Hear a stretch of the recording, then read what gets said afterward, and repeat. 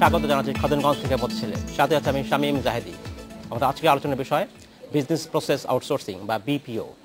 আর এই নিয়ে আলোচনা করতে আমাদের সাথে স্টুডিওতে আছেন Bangladesh association of software and information services senior vice president Shamim Ahsan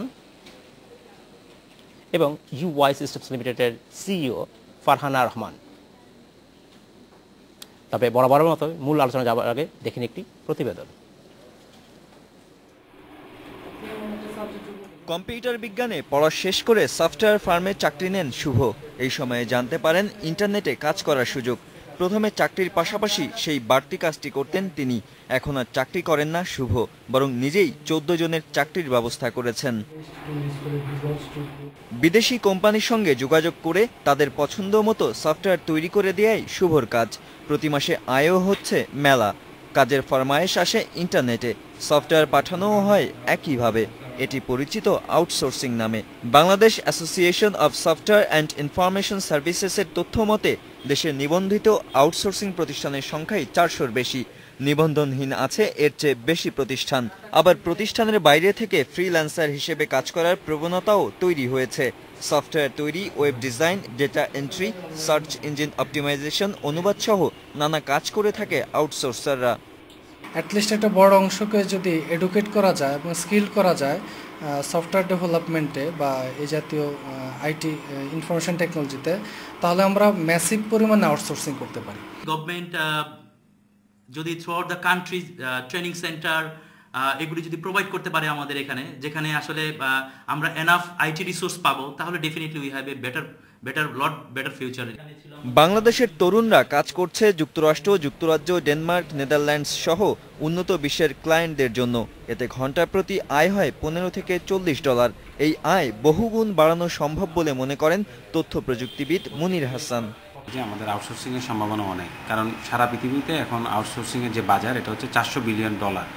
তার 2-3% নিতে পারলেও আমাদের জন্য অনেক হয়। আমরা এখন প্রাতিষ্ঠানিকভাবে এবং ইন্ডিভিজুয়ালি আমাদের আউটসোর্সাররা যারা আছেন তারা সব মিলে এখনও $100 মিলিয়ন কিন্তু আয় করে না। কিন্তু আমাদের কিন্তু এখান থেকে অনেক বড় অংশ নেওয়া সম্ভব। ইন্টারনেটের উচ্চগতি আর বিদ্যুৎ সুবিধা নিশ্চিত করতে পারলে আউটসোর্সিং থেকে বৈদেশিক আয় আরও বাড়ানো সম্ভব বলে মনে করেন সংশ্লিষ্টরা।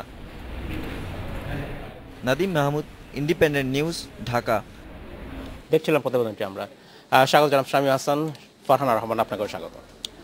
প্রথম প্রশ্ন শামীম আহসান আপনার কাছে। জানাব আহসান, বাংলাদেশে যে বিপিও বা বিজনেস প্রসেস আউটসোর্সিং এর কি পরিস্থিতি বর্তমানে রয়েছে? ধন্যবাদ। প্রথমে আমরা যদি একটু আবার আলোচনা করি যে বিজনেস প্রসেস আউটসোর্সিংটা কি।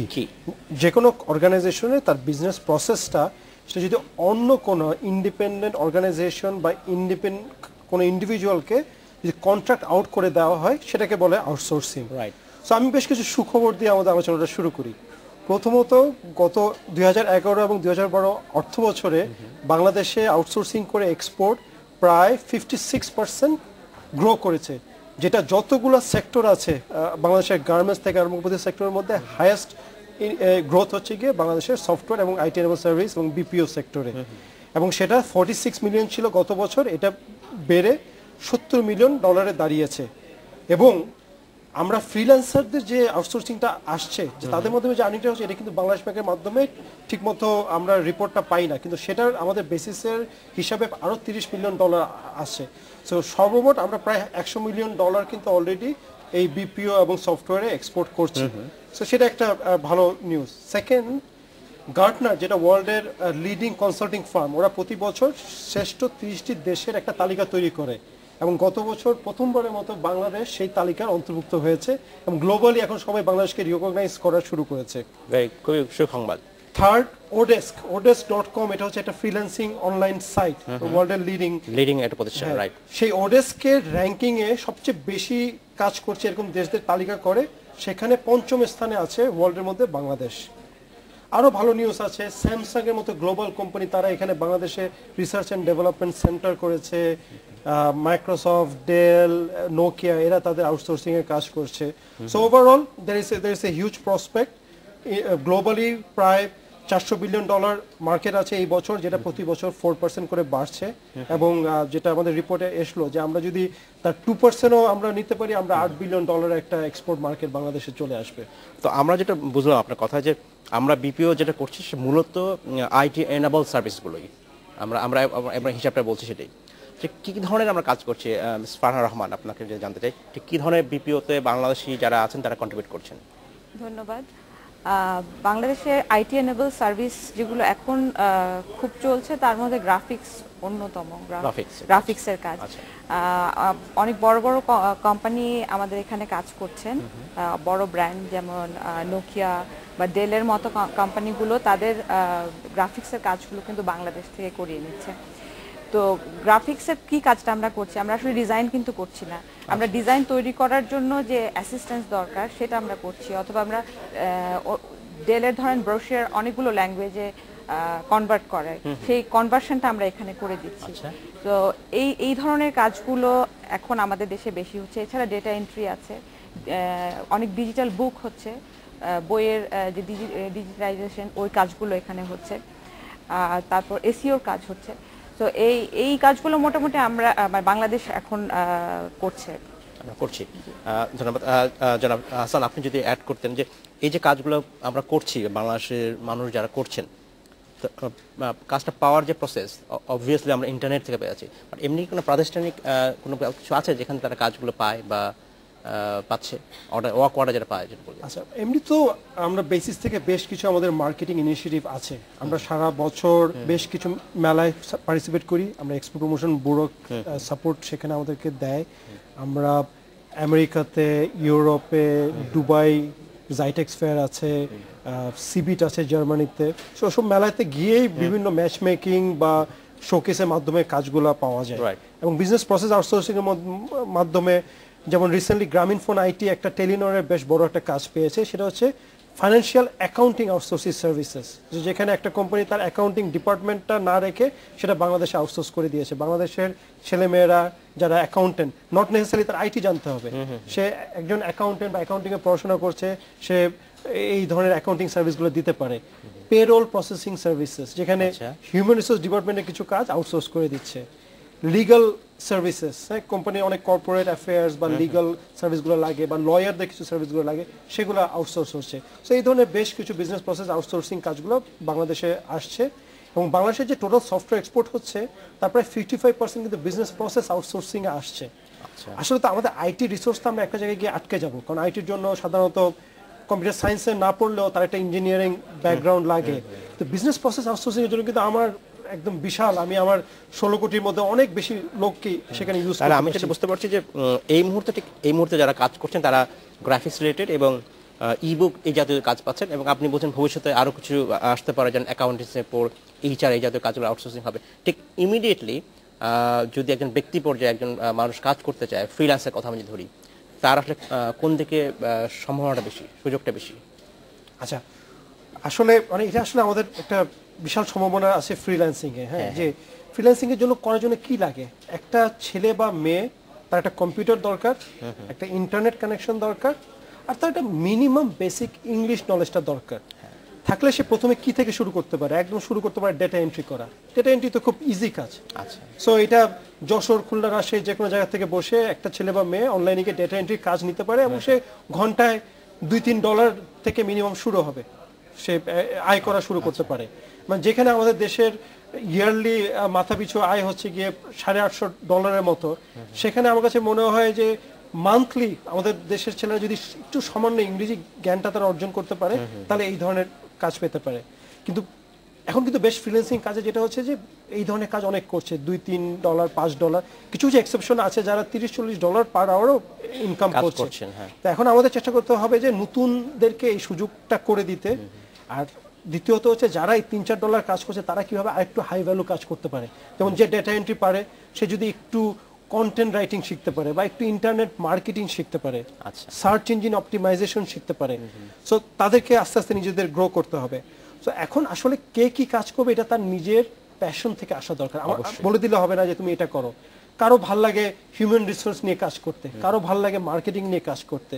সো প্রত্যেকের নিজের প্যাশন, কেউ গ্রাফিক্স আঁকা করতে সে পছন্দ করে। সো সবার জন্য কিন্তু কাজ আছে, এবং যে যে নিজের প্যাশনটা বের করতে পারে সেখানে সে $2-3 পার আওয়ার থেকে শুরু করে যদি লেগে থাকে, ওই ফোকাস থাকে, সে আলটিমেটলি 30-40-50 ইভেন ঘন্টায় $100 ইনকাম করতে পারবে। রহমান, আমরা যদি ফ্রিল্যান্সের কথা শুনছিলাম, প্রাতিষ্ঠানিকভাবে কীভাবে আমাদের এই আউটসোর্সিং ক্ষেত্রে কাজকর্ম হচ্ছে, কী ধরনের প্রতিষ্ঠান গড়ে উঠছে এবং তারা কীভাবে যারা এখানে কাজ করতে আগ্রহী তাদের সাথে যোগাযোগ করছে? অলরেডি শামীম হাসান বলেছেন যে আমরা বিভিন্ন মেলায় পার্টিসিপেট করি, সেটা আমাদের জন্য যোগাযোগের একটা জায়গা তৈরি হয়, একটা প্ল্যাটফর্ম। এছাড়া বিভিন্ন রকম অনলাইন মার্কেটিংয়েরও ব্যবস্থা আছে, যেগুলো দিয়ে ধরেন কোম্পানিগুলো যোগাযোগ করছে। বেসিক্যালি আমাদের দেশে যে কোম্পানিগুলো আউটসোর্সিংয়ের কাজ করছে তারা ইউরোপ আমেরিকার এসএমই কোম্পানিগুলোর সাথেই কাজ করছে এই মুহূর্তে। তো এসএমই কোম্পানিগুলোকে কন্ট্যাক্ট করার জন্য তারা অনলাইন মার্কেটিং আর ফেয়ার একটা ভালো জায়গা।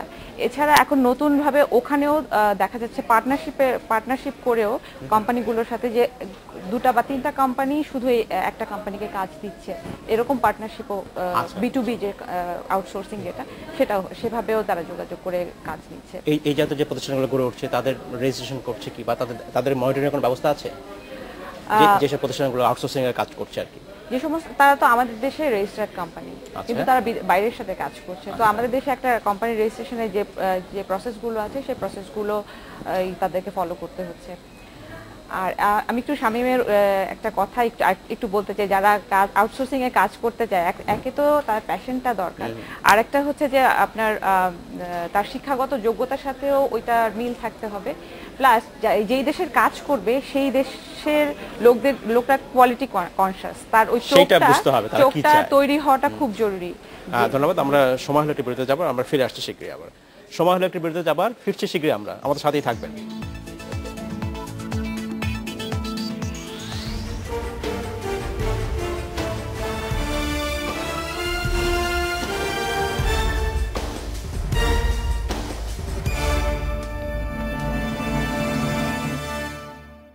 স্বাগত আরেকবার খাতুনগঞ্জ থেকে মধ্যে ছেলে। আমরা আজ কথা বলছি বিজনেস প্রসেস আউটসোর্সিং নিয়ে। আমাদের সাথে স্টুডিওতে আছেন বাংলাদেশ বেসিসের vice president, senior vice president Shamim Hasan এবং UI সিস্টেমস লিমিটেডের CEO ফারহানা এ রহমান। স্বাগত আপনাদের আরেকবার।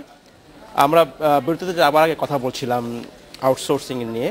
আমরা শুরু করি এবার একটা প্রশ্ন নিয়ে। আমাদের দুজন দর্শক প্রশ্ন করেছেন। একজন আশরাফ, উনি জানতে চাচ্ছেন how can I earn from outsourcing, এবং মোহাম্মদ খোকন উনি বলছেন যে আমি কিভাবে এখানে যোগাযোগ করতে পারি আউটসোর্সিংয়ের জন্য, এবং চিটাগাংয়ে কোথায় আছে। শামীম হাসান, আপনি যদি শুরু করতে চান। সো আমরা ফ্রিল্যান্সিংটাকে এনকারেজ করি যদি আপনি স্টুডেন্ট লেভেলে থাকেন, আপনি পড়াশোনা করছেন, আপনি ফাঁকে আপনার কিছু আর্নিংয়ের জন্য। আবার যারা গ্র্যাজুয়েশন করে তাদেরকে আমরা এনকারেজ করি তারা যারা একটা কোম্পানিতে প্রাতিষ্ঠানিকভাবে হয় নিজে কোম্পানি করুক কোনো একটা টিম নিয়ে, অথবা কোনো লিডিং কোম্পানিতে সে চাকরি নিয়ে অভিজ্ঞতা অর্জন করুক, এবং সেখান থেকে টিমের সঙ্গে কাজ করতে পারলে কিন্তু নিজের যোগ্যতাটা আরও অনেক দ্রুত বাড়ানো যায়।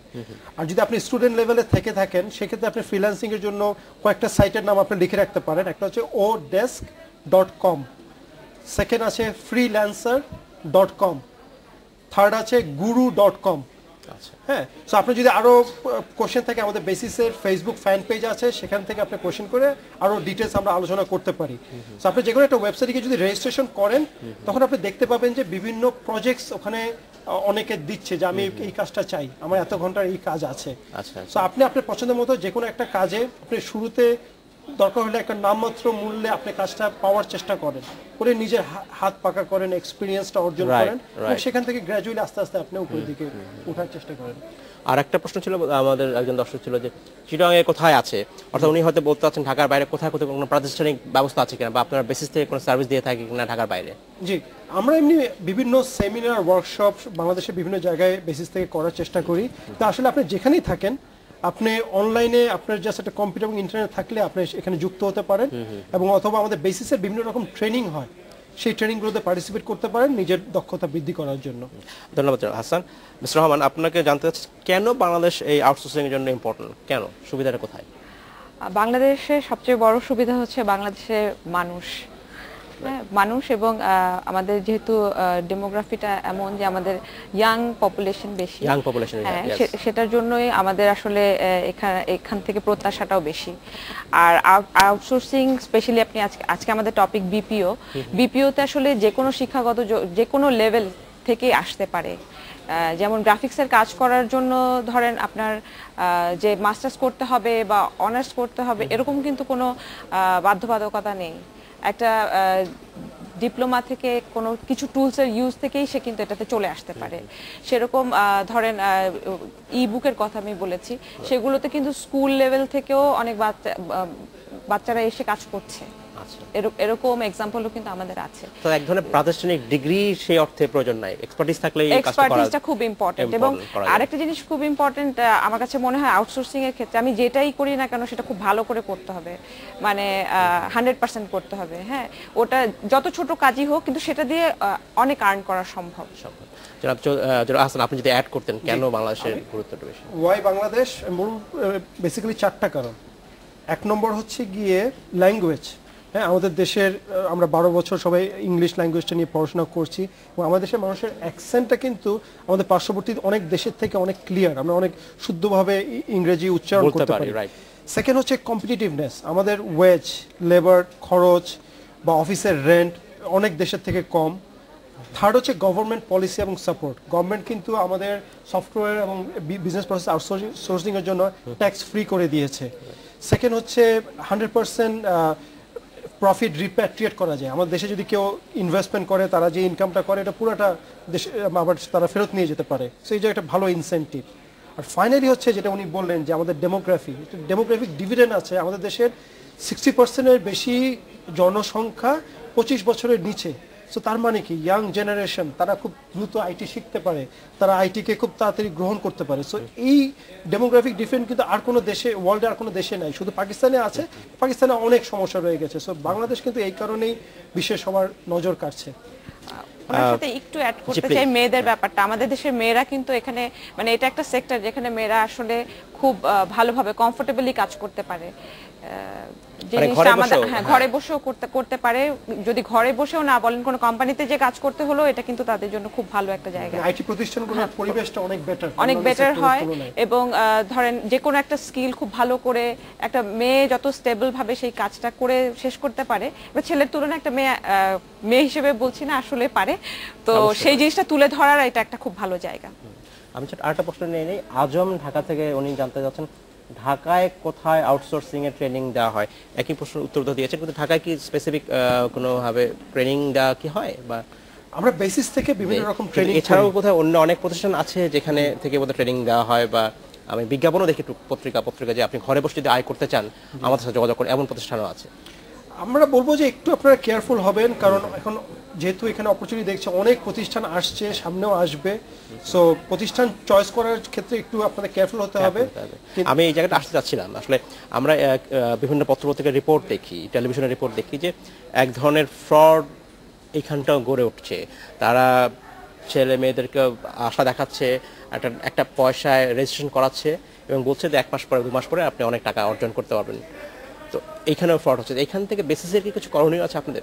জি, প্রথমত আমরা বেসিস কিন্তু প্রেস কনফারেন্স করে সবাইকে আমরা সচেতন হওয়ার জন্য বলেছি এবং সাবধান হওয়ার জন্য বলেছি। তো আমি দর্শকদের উদ্দেশ্যে বলবো যে কম পরিশ্রমে বা পরিশ্রম ছাড়া অনেক আয় অর্জন করা যায়, এটা সবসময় প্রতারকদের একটা টোপ থাকে। কখনো সেখানে পা দেবেন না যে কম পরিশ্রম বা পরিশ্রম ছাড়া অনেক পয়সা কামানো কোনোভাবে সম্ভব না। আপনি কম্পিউটারে বসে ক্লিক করতে থাকবেন এবং আপনার কাছে ডলার চলে আসবে, সেটা সম্ভব না। সেটা সবসময় প্রতারণার একটা উপায়। আর প্লাস আপনি নিজেকে তৈরি করতে হবে ভ্যালু এডিশন। আপনি তো নিজেকে সারা জীবন ক্লিক করার জন্য তৈরি করতে চান না, আপনি যে কোনো একটা জায়গায় নিজেকে আপনার স্পেশালাইজেশন তৈরি করতে হবে। অ্যাকাউন্টিং হোক, হিউম্যান রিসোর্স হোক, প্রোগ্রামিং হোক, গ্রাফিক্স হোক। সময় খুব কম, আমি আরেকটা জিনিস জানতে চাচ্ছি, সেটা হচ্ছে পেমেন্ট মোডটা কি এখানে? জি, ফ্রিল্যান্সারদের জন্য তো পেমেন্ট মোড এখন যেটা আছে যে বিভিন্ন সাইট, এখন odes.com কিন্তু অলরেডি ব্যাংক ট্রান্সফার করে দিচ্ছে। আর অন্যান্য যারা আছে তারা একটা পেওনিয়ার একটা কার্ড আছে যেটা মাস্টার কার্ডের মাধ্যমে দিয়ে দেয়, ওইটার মাধ্যমে করা হচ্ছে। এবং আশা করছি পেপ্যালও নেক্সট ইয়ারে বাংলাদেশে আসবে এবং আমরা আশা করি যে পেমেন্ট মোডটাও ভালো হয়ে যাবে আর কি। অসংখ্য ধন্যবাদ শামীম হাসান, ফারহানা রহমান, আপনাকে ধন্যবাদ এই ওর আসার জন্য। ধন্যবাদ। শেষ করতে হচ্ছে আজকের মতো খাদেনগঞ্জ থেকে মধ্যে ছেলে দেখা হবে আপনার সাথে আবারও।